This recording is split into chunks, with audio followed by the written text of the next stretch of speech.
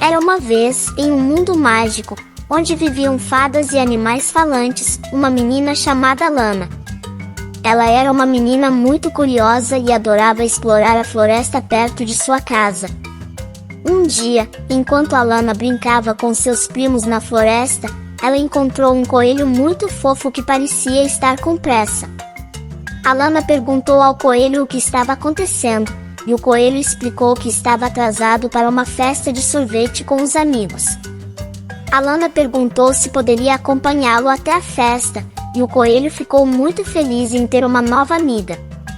Eles correram pela floresta, saltando sobre rochas e desviando de galhos, até que chegaram a um lindo campo cercado por árvores altas e frutíferas.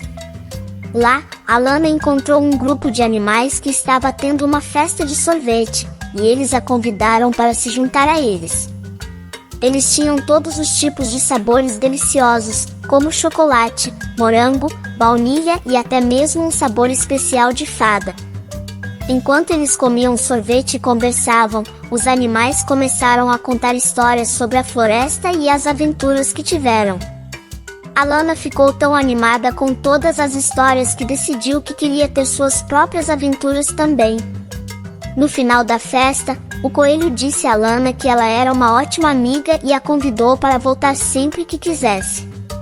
A Lana agradeceu ao coelho e aos seus novos amigos animais por um dia tão divertido e emocionante. Desde aquele dia, a Lana continuou a explorar a floresta e teve muitas outras aventuras emocionantes com seus novos amigos animais.